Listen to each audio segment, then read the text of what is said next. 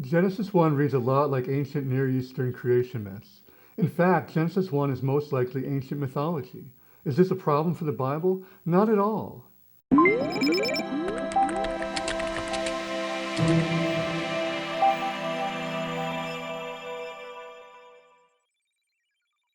I'm going to make 3 points here in this video. First, Genesis 1 is similar to other ancient Near Eastern creation myths.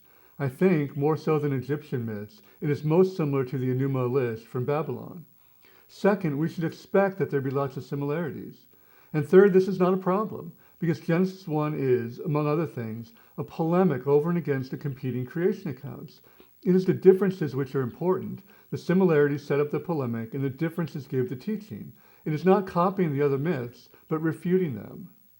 So, Genesis 1 is similar to other creation myths. There are similarities to Egyptian texts, as well as to Sumerian, Babylonian, and even Canaanite texts. We'll focus here on the most prominent of those texts, the Enuma Elish. Even the structure of the stories are similar. Look at how many modern scholars translate the first 3 verses of Genesis 1 as one long sentence with multiple clauses.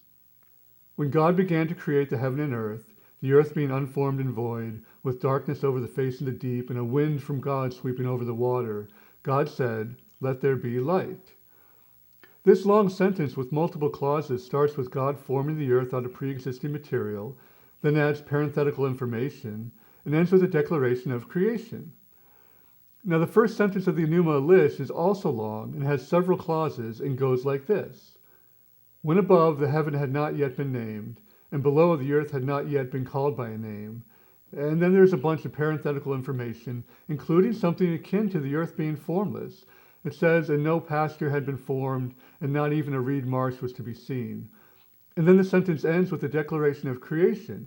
It reads, at that time were the gods created within them. The similarities are striking.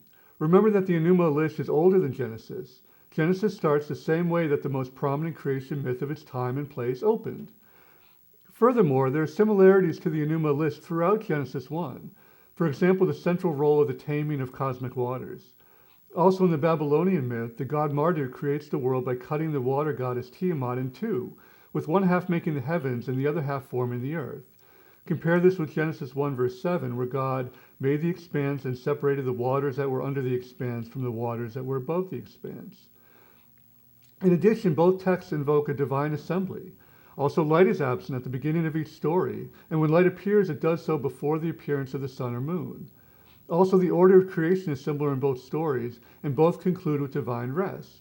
In the words of scholar Klaus Westermann, there is a correspondence in the general succession of events.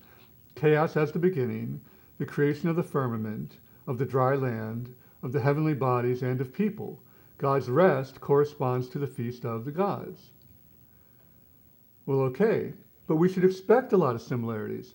First, Israel was a small fish in a big pond. Their neighbors had dominant cultures and had creation myths. The foundational stories of humanity, like the creation of the world, were told in a certain way, in a certain format. They were told as myth.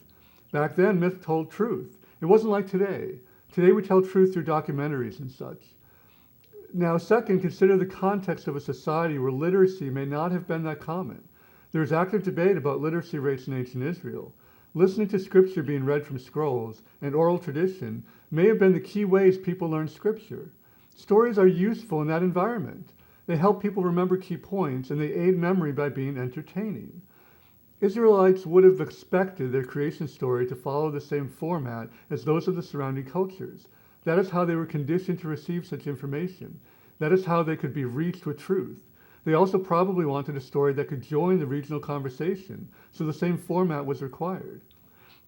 Israel, a smaller nation in a large area dominated by bigger nations, wanted its own set of foundational myths to compete with its neighbors and to establish their own national identity. And that is what they got.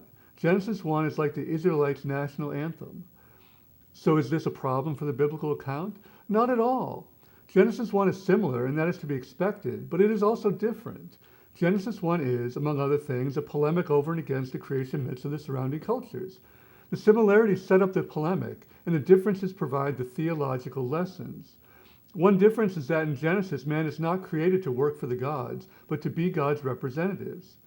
Another difference is that the God of the Bible is a monotheistic God. and is superior to the gods of the surrounding nations. A third difference is that all of creation is under God's control as His sacred space. Indeed, creation results from God's careful plan and is not a result of conflict between the gods. And there are other differences as well. The original audience of Genesis would have spotted the differences quite easily and understood the meaning.